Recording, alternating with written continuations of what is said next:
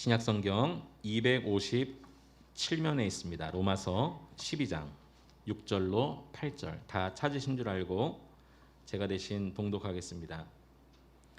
우리에게 주신 은혜대로 받은 은사가 각각 다르니 혹 예언이면 믿음의 분수대로, 혹 섬기는 일이면 섬기는 일로, 혹 가르치는 자면 가르치는 일로, 혹 위로하는 자면 위로하는 일로, 구제하는 자는 성실함으로, 다스리는 자는 부지런함으로, 긍휼을 베푸는 자는 즐거움으로 할 것이니라. 아멘. 우리 2주 전부터 우리 교회 임직 선거를 앞두고 7주 동안 성경적 임직자의 성경적 기준에 대해서 나누고 있습니다. 오늘 세 번째 주일을 맞아서 오늘 위로하는 자 권사라는 제목을 가지고 우리 권사님들에 대한 성경적 기준, 또 권사님들의 역할이 무엇인지를 함께 나누고자 합니다. 교회 직분 중에는 권사의 직분이 있죠. 그런데 여러분 이거 아십니까? 성경에는 목사라는 말도 나오고 장로라는 말도 나옵니다. 그런데 권사라는 말은 성경에 없습니다. 그러면 왜 성경에도 없는 이 권사라는 단어를 사용하면서 교회에서 굳이 직분을 주는 것일까요? 오늘 그 이유를 알아야 우리 권사님들이 이 직분을 잘 감당할 수가 있습니다. 권사라는 직분은 그러면 어떻게 시작이 되었을까요? 네, 이것은 감리교회에서 먼저 준 직분입니다. 감리교가 먼저 사용한 호칭입니다. 유명한 16세기 종교개혁, 유럽을 중심으로 시작된 이 종교개혁, 이 종교개혁의 결과로 영국에서는요 성공회가 출현을 합니다. 거룩한 공적 모임이라는 그런 명칭이죠. 성공회. 여러분 한 번은 아마 들어보셨으리라 생각됩니다. 이 성공회의 모토는 이것입니다. 초대교회로 돌아가자. 그래서 그 당시에 종교개혁과 맞물려서 이 성공회가 탄생하면서 많은 사람들이 성공회 신자가 됩니다. 심지어 그 종교개혁이 있은 100년 후쯤 영국에서는요 이 성공회가 영국의 국교가 됩니다. 그러니 한번 생각해 보십시오. 그 전까지는 그리스도인이 된다는 것이 때로는 미움을 받는 일이기도 하고 박해도 받고 순교하는 일이 되었거든요. 그런데 아예 성공회가 국교가 되다 보니까 너도 그리스도인 나도 그리스도인 다 기독교인인 거예요. 제재도 없고 박해도 없습니다. 그러니 자연스럽게 자유롭게 신앙생활할 수는 있었지만 시간이 흐를수록 이 성도들의 삶은요 점점 형식적인 신앙생활로 바뀌었다는 거예요. 종교개혁의 결과로 탄생한 성공회가 시간이 지나자 그마저도 변했다는 겁니다. 그래서 다시 한번 신앙의 개혁을 외친 사람이 있었는데 바로 감리교의 창시자였던 존 웨슬리입니다.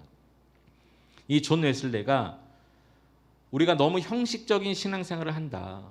종교개혁의 이 결과가 이것이 아닌데 우리가 다시 예전으로 돌아간 거 아닌가. 그래서 다시 신앙개혁을 일으켰고 이렇게 해서 감리교가 시작이 되어집니다. 그리고 의식이 깨어있는 그리스도인들이 점점 감리교로 다시 몰려들기 시작했어요. 성도들의 숫자가 막 기하급수적으로 늘어나는 것입니다. 이 몰려드는 성도를 섬길 목회자 수는 현저하게 부족하게 되었습니다.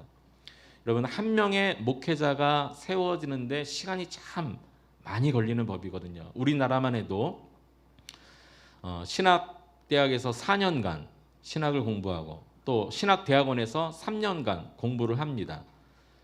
그리고 우리 합동측 같은 경우는 1년 뒤에 강도사 고시를 시험을 쳐서 강도사 인허를 주고 또 1년 뒤에 목사 고시를 봐서 목사 안수를 줍니다. 그러니까 신학교에 들어가고 최소한 10년 정도 걸려야 목사 안수를 주는 것입니다.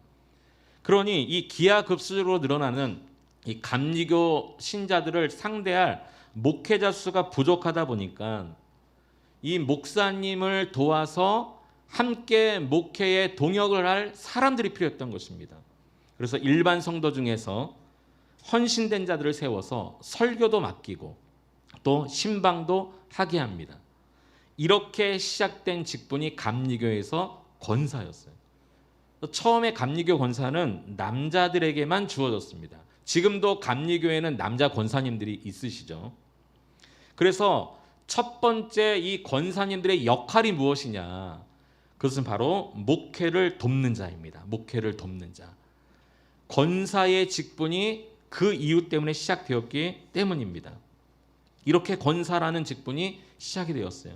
그러면 우리나라에는 언제부터 권사 제도가 시작되었는가? 네, 우리나라에 최초로 들어온 선교사님들이 계셨는데 그 중에 최초의 감리교 선교사 아펜젤러, 여러분 다 들어보셨죠? 이 아펜젤러 선교사가 1885년 4월 5일 부활절 아침에, 주일 아침에 조선 땅에 들어옵니다. 최초의 감리교 선교사였어요. 그와 함께 동시에 들어온 최초의 장로교 선교사 언더우드 선교사가 있습니다. 두 분이 함께 교단을 초월해서 이 조선 땅의 복음화를, 오직 그 꿈을 가지고 이 땅을 밟음으로 이 땅의 복음화가 시작된 것이죠. 그래서 이 감리교 선교사 아펜젤러 선교사님이 한국 땅에 들어와서 복음도 전하고 또 감리교식으로 또 제도도 만들고 또 직분도 세우고 하다 보니까 자연스럽게 우리나라의 권사 제도가 시작이 될 수밖에 없었습니다. 현재 미국 감리교에서는 목회자 수가 충분하기 때문에 더 이상 권사 직분은 없습니다. 그러나 우리나라에서는요, 이 권사 직분이 계속 유지될 수 있는 이유는요, 이 목회자의 목회를 돕기 위한 목적을 가지고 계속해서 그 일을 감당하기 때문인 것이죠. 목사님이 목회를 해나갈 때 옆에서 잘 협력하는 직분이 권사입니다. 여러분, 우리 교회 모든 권사님들, 또 앞으로 세워질 모든 권사님들은 권사의 역할의 가장 첫 번째가 목회를 돕는 자라는 것을, 권사 직분이 그러한 목적으로 처음부터 시작됐다는 것을 여러분 분명히 기억하셨으면 좋겠습니다. 그러면 어떻게 목회자의 목회를 도와야 될까요? 그래서 필요한 것이 두 번째 역할입니다. 그것은 바로 위로하는 자입니다. 오늘 말씀의 제목과 같이 위로하는 자입니다. 이 권사라는 말의 의미를 알면 왜 권사님들이 위로를 해야 되는 사람인지를 잘 알 수가 있습니다. 권사, 한문으로 권할, 권, 스승, 사자를 씁니다. 스승의 마음을 가지고 무엇인가를 권하고 촉구하는 자입니다. 성경에는 권사라는 말이 없다고 그랬죠.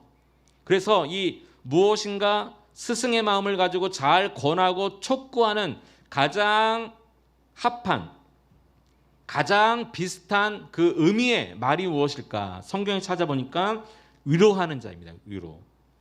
그 근거가 되는 말씀이 오늘 본문 말씀 중에 나오는데요. 오늘 이 본문 말씀 로마서 12장은요. 하나님께서 주신, 은혜로 주신 은사들에 대한 말씀이 기록되어 있습니다. 그 중에 위로하는 은사가 있다 이렇게 말하고 있는데, 다시 한번 오늘 본문을 보실까요? 12장 8절에 보면 이렇게 말씀하고 있습니다. 우리 8절 말씀 같이 한번 읽어보겠습니다. 시작. 혹 위로하는 자면 위로하는 일로, 구제하는 자는 성실함으로, 다스리는 자는 부지런함으로, 긍휼을 베푸는 자는 즐거움으로 할 것이니라. 네, 6절 7절에도 은사가 나오지만 이 8절 중에 은사에 대해서 말하면서 하나의 은사가 있는데 위로하는 은사라는 것입니다. 위로하는 자는 위로하는 일로, 잘할 수 있다고 용기를 북돋워 주는 거죠. 할 수 있습니다.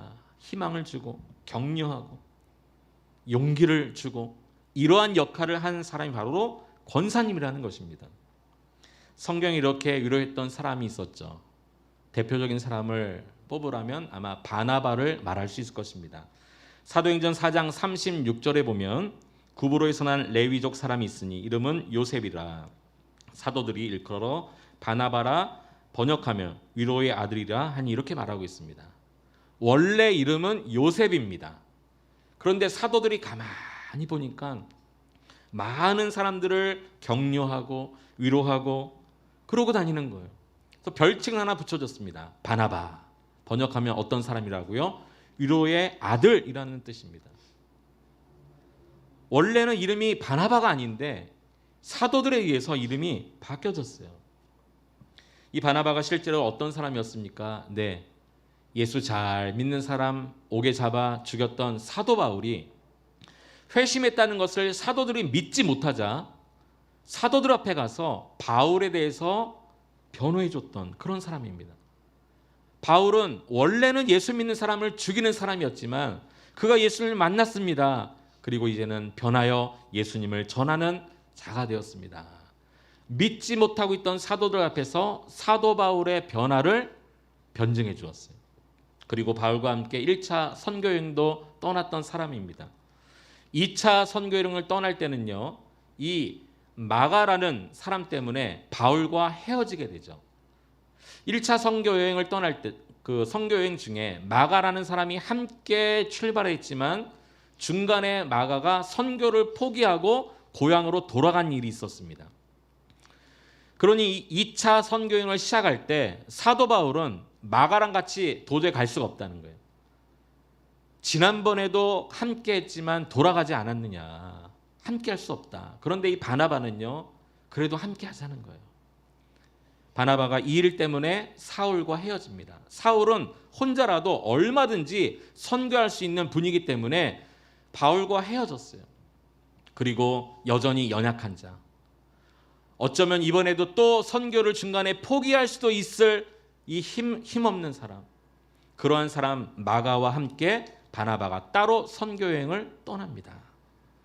결국 바나바는요, 이 마가의 실수를 용서하고 받아들였다는 거예요. 바나바는 이렇게 바울의 입장을 변호했을 뿐만이 아니라 어려운 이들의 편에 설 줄 알았던 친절하고 인정 많은 위로의 사람이었습니다. 여러분, 이와 같이 교회 안에는요, 바울과 같이 끈고 맺음이 정확한 사람도 있어야 됩니다. 그래야 사역이 꼼꼼하게 준비되고 힘있게 진행될 수 있죠. 반면에 교회 안에 바나바와 같이 실수를 용납하고 용서하고 격려하고 용기를 주고 위로하는 사람도 있어야 하는 것입니다. 우리 교회 권사님들은, 그리고 앞으로 세워질 모든 권사님들은 교회 안에서 이런 위로하는 권사님들이 되어주시기를 부탁드립니다. 위로하고 격려하고 용기를 주고 희망을 주고 여러분의 말 한마디가 사람을 세우고 살리는 그런 권사님 되셨으면 좋겠습니다. 이런 것을 잘하는 자의 삶이 아름답다라고 성경은 말하고 있습니다. 우리 잠언 27장 9절 같이 한번 읽어볼까요? 시작. 기름과 향이 사람의 마음을 즐겁게 하나니 친구의 충성된 권고가 이와 같이 아름다우니라. 여기 친구의 충성된 권고, 친구를 위로하고 권면하는 것과 같이 그러한 권고가 아름답다는 거예요. 우리 교회 모든 권사님들 이런 아름다운 위로의 사람 될 수 있기를 축원해 드립니다. 그런데 어떤 분은 이런 질문이 설교를 듣는 중에 생길지 모르겠어요. 아까 분명히 권사의 직분은 감리교에서 시작됐다고 했는데 그럼 우리는 장로교회 아닌가? 장로교회인데 왜 권사가 필요한가? 왜 권사 제도가 필요한가? 네, 물론 권사의 시작은요, 감리교에서 시작된 것이 맞습니다. 우리나라에 처음 들어온 최초의 선교사 두 분이 계셨다고 했죠. 감리교 선교사 아펜젤러, 그리고 장로교 선교사 언더우드. 두 분은 교단을 초월해서 한 마음으로, 같은 마음으로 조선 땅을 밟았습니다. 하지만 한국 교회사 문헌에 보면요, 파송받은 교단이 다르기 때문에 선교 사역을 하다가 교리적으로 잘 맞지 않아서 어떤 부분들은 서로 충돌을 일으켰다는 기록도 있습니다. 아까 바울과 바나바가 2차 선교여행을 떠날 때 이 마가라는 사람을 데리고 가느냐 마느냐 의견이 달라서 헤어졌던 것처럼 아펜젤러와 언더우드 선교사가 한국 교회사 초기에 보면 그러한 일이 있었다는 거예요. 그런데 이 장로교 선교사였던 언더우드 선교사가 가만히 보니까 이 조선이라는 나라의 문화가 유교주의 문화인 거예요. 남자들이 더 우대하고 여자들은 더 하등하고 남녀 차별이 심했던 것이죠. 남녀 7세 부동석. 그래서 남녀가 같이 자리에도 앉지 않고 식탁도 다르고 한국교회 초기에도 같은 예배당에서 남자는 이쪽 줄, 여자는 이쪽 줄 서로 자리를 같이 하지 않았다는 거 우리가 잘 알고 있지 않습니까? 한국 문화가 그런 문화인 거예요. 언더우드 선교사가 가만히 보니까 때로는 남자가 여자를 대하는 것이 힘들고 또 여자도 남자를 만나는 것이 힘든 문화 속에서 효과적으로 복음을 전하기 위해서는 여자가 여자를 만나서 대화하고 복음을 전하는 것이 더 유리한 것이 많겠다라는 것을 알게 된 것입니다. 이 조선시대의 사회적 분위기에 발맞춰 복음을 전하기 위해서였죠. 그래서 장로교에서도 이 권사의 역할의 장점을 수용해서 권사 제도를 만들게 된 것이죠. 단 장로교회는 장로님들이 계시기 때문에 이 권사 직분을 여자들에게만 주기 시작했습니다. 또한 성경에 권사라는 말이 없기 때문에 목사와 장로에게 주는 안수를 권사를 세울 때는 주지 않게 됩니다.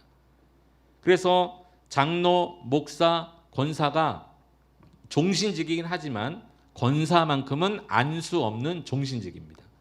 그러한 이유가 있다라는 것이죠. 실제로 6.25 전쟁 이후에 고아들이 많이 생겼습니다. 집 잃고 부모 잃은 고아들이 발생하고 또 경제적으로 힘든 사람들이, 생활의 형편이 너무 어려운 사람들이 많았습니다. 그러한 사람들을 교회에서 이제 수용하고 받아들이기 시작했는데 그들을 보살피는데 주로 이 일에 헌신했던 분들이 권사님이셨습니다. 또한 남자들이 이 전쟁 때 많이 징용이 되어 가고 또 군인은 아니지만 학생들, 청년들이 막 군대로 가기도 하고 그러다 보니까 가긴 갔는데 돌아오지 않는 거예요. 남자들이 많이 죽었죠. 포로로 끌려가기도 하고요. 그러니까 집에는 주로 여자들이 더 많이 있었습니다. 이 6.25 이후에 큰 낙심과 절망 중에 살았던 여성들을 찾아가서 신앙적으로 권면도 하고 손잡고 기도도 해주고 그들을 위로하기 위해서 권사 직분이 굉장히 필요했다는 거예요. 실제로 우리나라 그 60년대, 70년대 6.25가 지난 이후에 한국 교회 안에 그래서 여자 성도 수가 많은 이유가 거기에 있습니다. 아직까지도 교회의 주류가 여성들 아닙니까? 우리 권사의 역할 중에 가장 큰 역할이 바로 이러한 일입니다. 목회를 돕는다는 것이 바로 이러한 의미인 것이죠. 우리 교회 현재 권사님들 또한 앞으로 세워지실 모든 권사님들은 우리 성도들로부터 이런 이야기를 좀 들으셨으면 좋겠어요. 우리 권사님은 나를 위로해 주시는 분이야. 나는 권사님의 한마디 때문에 다시 힘을 내었어. 이런 말을 듣는 우리 권사님들 다 들 수 있기를 축원해 드립니다. 어느 교회 이야기입니다. 그 교회 좀 힘 있고 돈 있고 빽 있는 권사님이 계셨어요.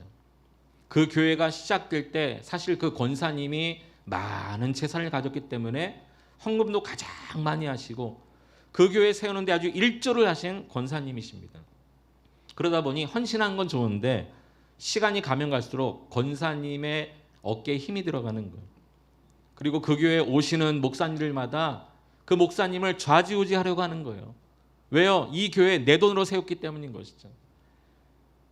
그래서 오시는 목사님들마다 권사님 때문에 그 권사님 때문에 시험 들고 떠나고 여러분 성도가 시험 들어서 떠나는 것도 힘든 일인데 오시는 목사님들마다 그 사명감을 가지고 목회보겠다고 오신 목사님들이 그 권사님 때문에 시험 들어서 떠나고 또 새로운 목사님 오시면 또 떠나고 이런 일들이 실제로 있었던 교회 이야기를 정확히 알고 있습니다. 여러분 그래서 조심할 게 하나 있습니다. 우리 권사의 역할이 목회를 돕는 것은 맞지만 목회를 돕는 역할일 뿐이지 목회자는 아닌 것입니다. 또한 이 권사 역할이 위로하는 일은 맞지만 실제로 위로를 주시는 분은 하나님이시지 내가 아니라는 것을 분명히 기억해야 한다는 것이죠. 그래서 우리 교단 대한예수교 장로회 합동측 총회 헌법 제3장 3조 3항에 보면 권사의 직무와 권한에 대해서 이렇게 기록되어 있습니다. 권사는 당회의 지도 아래 교인을 방문하되 병환자와 환난을 당하는 자와 특히 믿음이 연약한 교인들을 돌보아 권면하는 자, 이렇게 정확히 기록되어 있습니다. 나중에 우리 교회 임직선거를 통해서 장로님, 안수집사님, 권사님이 세워지면 제가 우리 총회 헌법에 명시되어 있는 장로, 권사, 집사의 역할에 대해서 함께 공부하려고 합니다. 그 중에 하나가 이거예요. 여기 제일 중요한 말이 무엇이냐면 당회의 지도 아래 교인을 방문하고 위로한다는 것입니다. 여기 당회라는 것은 목사와 장로로 이루어진 7위회죠. 우리 교회로 말하면 운영위원회입니다. 우리 권사님들께 부탁드립니다. 또 앞으로 세워지실 권사님들께도 같이 부탁드립니다. 앞으로 제가 또는 저희 교회 장로님이 권사님, 우리 아무아무개 여자 성도님을 좀 만나 주십시오라고 부탁을 드린다면 여러분 기도하고 가서 위로하고 권면해 주시기를 부탁합니다. 제가 남자이기 때문에, 우리 장로님이 남자이기 때문에 때로는 여자 성도님들에게 더 깊이 다가가지 못하는 때도 있습니다. 그런 부분들을 우리 권사님들이 맡아주셔야 돼요. 그리고 사적인 만남이 아니라 이러한 공적인 만남으로 성도들을 만나야 될 때는 반드시 담임 목사인 저와 우리 장로님의 지도를 받고 가셔야 됩니다. 맘대로, 자기 멋대로 가는 게 아닙니다. 그리고 가급적이면 혼자 가지 말고 2명 이상이 함께 가시기 바랍니다. 그래야 사심 없는 위로, 그래야 사심 없는 격려와 그런 용기를 북돋아줄 수가 있는 것이죠. 이것이 다 교회를 건강하게 유지하고 또 교회의 성결을 위해서 필요한 질서인 것입니다. 우리 권사님들은 한 분도 그런 분이 없을 줄로 믿습니다. 위로하는 자, 우리 권사님들의 2번째 역할입니다. 마지막 3번째 역할은요, 충성된 자이어야 합니다. 충성된 자. 우리 디모데전서 3장 11절 말씀 같이 한번 읽어보겠습니다. 시작. 여자들도 이와 같이 정숙하고 모함하지 아니하며 절제하며 모든 일에 충성된 자라야 할지니라. 네, 이 말씀은 지난주와 지지난주에 우리 감독 장로님들 또 집사 안수 집사님들의 성경적 기준을 설교할 때 인용된 본문입니다. 디모데전서 3장. 그런데 이 감독과 집사의 성경적 기준을 쭉 말하는 가운데 한 절, 딱 한 절, 중간에 여자에 대한 기준이 한 절 딱 들어가 있는 부분이에요. 여러분 지난주에도 말씀드렸지만 성경에서 말하는 집사는 안수 집사를 주로 말하기 때문에 오늘 이 3장 11절에 여기 여자도 일반 서리 집사님이 아니라 권사님을 말하고 있다고 볼 수 있는 것입니다. 자, 그런 의미에서 가만히 보면 우리 권사님의 3번째 역할이 무엇이냐면 충성된 자라는 거예요. 충성된 자. 그것도 모든 일에 라고 말했습니다. 모든 일에 충성된 자. 그런데 우리는 충성을 많이 오해합니다. 충성하면 말 그대로 죽는 것까지도 흉내내는 사람 이렇게 인식이 돼요. 우리는 보통 충성의 의미를 열심히로 해석을 해버립니다. 특히 요한계시록 2장 10절 이 말씀 때문에 그런데요. 우리 요한계시록 2장 10절에 뭐라고 기록되어 있냐면 내가 죽도록 충성하라. 그리하면 내가 생명의 관을 내게 주리라. 우리 주님 말씀이신데 여기 죽도록이라고 했으니 충성은 열심히 하는 것이다. 이렇게만 생각하십니다. 그러나 이 충성, 죽도록 충성한다는 말의 의미를 잘 모르셨기 때문에 그래요. 죽도록 충성한다는 말은 충성의 자세나 모습을 말하는 게 아닙니다. 이것은 충성의 조건을 이야기하는 겁니다. 충성의 조건이 무엇입니까? 내가 죽는 겁니다. 내가 죽어야지만 충성할 수 있다는 거예요. 뭔가 열심히 하긴 했는데 내가 죽지 않으니까 나중에 내가 하는 그 열심 때문에 서로 상처받고 시험 드는 것입니다. 때로는 내 생각, 내 계획 내려놓을 수 있어야 합니다. 내 자존심이 죽어야 하고 내 성격도 죽어야 하고 나의 모난 부분 죽지 않으면 충성이 안 된다는 겁니다. 내가 죽어야만 온전히 충성할 수 있다. 그런 의미인 거예요. 그러니 우리 권사님들은 무작정 열심히만 한 분이 되지 않았으면 좋겠어요. 나를 내려놓고 나의 성격, 때로는 자존심, 나의 습관, 나의 모난 부분을 다 꺾을 때 진정한 충성이 되어지는 것이죠. 예수님의 오실 길을 예비했던 세례 요한도 그런 사람 아니었습니까? 예수님의 오실 길을 예비한 사람이었어요. 그를 따르는 많은 제자들도 있었습니다. 그러나 정작 예수님이 오셨을 때 뭐라고 말했나요? 나는 쇠해야 하고 저분은 흥해야 한다. 그리고 예수님이 오신 이후에 요한은요, 자연스럽게 성경의 무대에서 퇴장을 해버립니다. 그게 세례 요한의 역할이었어요. 나는 죽고 예수는 살고. 여러분, 그러면 그냥 죽는 것으로 끝날까요? 그렇지 않습니다. 내가 죽은 이후에 내 안에 그리스도가 살아야 되는 것이죠. 내가 죽고 내 안에는 하나님의 성령으로 충만해야 되는 것입니다. 그래야 충성이 되는 거예요. 그래서 성경에 보면 이 성령의 열매도 충성이라 말하지 않습니까? 갈라디아서 5장 22절에 보면 오직 성령의 열매는 사랑과 희락과 화평과 오래 참음과 자비와 양성과 그리고 뭐라고요? 충성과 이렇게 말하고 있어요. 성령의 열매입니다. 나는 죽고 내 안에 하나님의 성령으로 충만한 사람이 충성할 수 있다는 것입니다. 복음으로 충만한 사람, 예수로 충만한 사람, 성령으로 충만한 사람, 그 사람이 충성의 사람, 위로하는 사람, 목회를 돕는 사람 될 수 있다는 겁니다. 여러분, 아까 우리 읽었던 이 로마서 12장에 보면 이 위로하는 자는 위로하는 일로, 이것은 하나님이 주시는 은사라고 했습니다. 은사. 하나님이 부어주시는 은사이기 때문에 이 은사를 감당하기 위해 성령도 부어주시는 법이에요. 자기 힘으로 할 수가 없는 것입니다. 우리 권사님들 스스로의 힘과 결단으로 충성하지 마시고 하나님 주시는 능력으로 나를 죽이고 나를 피우고 그리고 주님을 위해, 교회를 위해 충성할 수 있는 권사님들 다 될 수 있기를 축원해야 됩니다. 특히 충성하되 기도에 충성하셔야 됩니다. 예전에 어떤 권사님은요, 나는 이제 나이도 많고 몸도 병들고 할 수 있는 게 없어요, 이렇게 말씀하시는 분이 계셨어요. 네, 충분히 이해합니다. 그러나 할 수 있는 게 있습니다. 충성할 수 있는 게 있습니다. 그것은 바로 기도의 충성입니다. 보통 교회 권사님들 우리가 다 기도의 어머니라고 말하지 않습니까? 왜 그럴까요? 네, 우리 권사님들은 기도에 충성하셔야 되기 때문인 것이죠. 바울이 그의 영적 아들이었던 디모데에게 앞으로 너는 이렇게 목회하라 라고 권면하면서 교회 성도들을 이렇게 대하라고 말하는 그 부류 가운데 한 부류가 있었는데요. 디모데전서 5장 3절에 보면 참 과부인 과부를 존대하라 이렇게 가르쳤습니다. 여기 참 과부라는 것은요, 단순히 남편을 잃고 홀로 자식을 키우는 여인을 말하는 것이 아니라 인생의 산전수전 다 겪은 오랜 인생의 경륜을 가진 사람, 또 신앙의 내공이 쌓인 여자 성도를 말하는 것입니다. 남편을 잃을 정도로 그렇게 살면서도 그를 존대하라. 어찌 보면 오늘날 권사님 정도 되는 분이라고 저는 해석할 수 있을 것 같아요.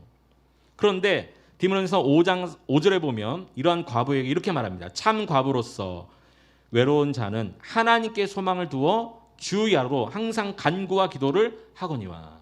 네, 참 과부된 자는요, 누구에게 소망을 둔다고요? 하나님께 소망을 두어 주야로 항상 기도하는 자라는 거예요. 하나님께 소망을 두었다라는 증거가 바로 기도라는 것입니다. 주야로 항상 간구와 기도를 하거니와. 네, 목회자를 위해서 기도해 주시고 교회를 위해 기도해 주시고 우리 성도를 위해 기도해 주시고 나라 민족을 위해 기도하는 분, 참 과부, 오늘날 교회 권사님이라 말할 수 있습니다.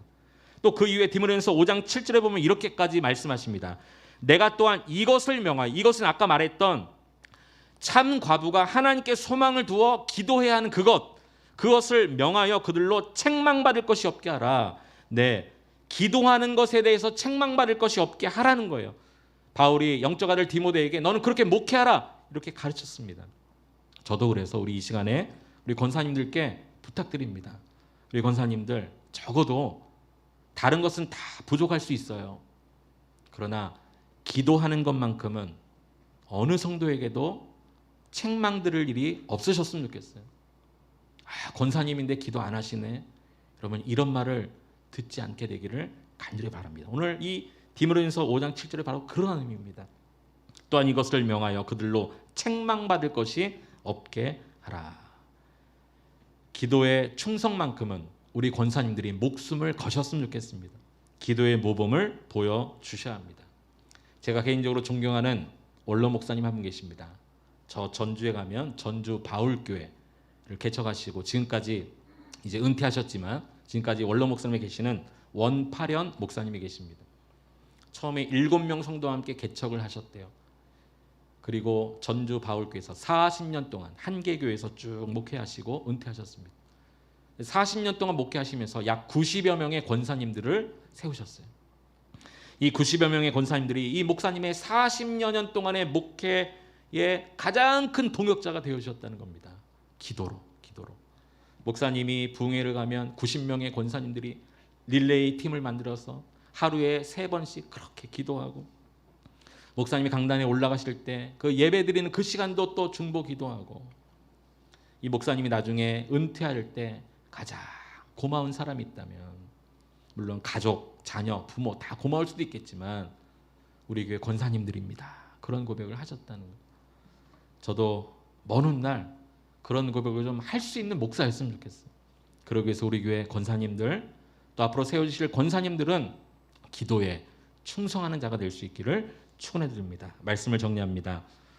우리 권사님들, 교회의 어머니다 또 그렇게 부릅니다. 왜 어머니라고 부를까요? 역할이 그래서 그렇습니다. 우리 어머니들의 역할이 무엇입니까? 어머니들의 역할, 나는 못 먹어도 자식들은 먹여야 되지 않습니까? 나는 못 배우고 못 입어도 자식들은 가르쳐야 되고 잘 입히고 잘 양육하는 분, 바로 어머님일 것입니다. 왜 권사님들을 교회에서 어머니라고 부릅니까? 우리 성도들이 그렇게 되기를 기대하기 때문인 것입니다. 어머니들의 모습을 기대하는 거예요. 그런 마음으로 우리 교회 권사님들은 이런 분들이 되어 주십시오. 목회를 돕는 자, 성도들을 위로하는 자, 그리고 충성된 자, 특히 기도에 충성된 자, 성경에서 말하고 있는 우리 권사님들의 역할이고 삶입니다. 우리 교회 이러한 훌륭한 권사님들이 많이 세워져서 의정부 꿈 있는 교회는 권사님들이 너무 좋아, 그러한 행복한 소문이 날 수 있는 우리 교회 될 수 있기를 주님의 마음으로 축복합니다.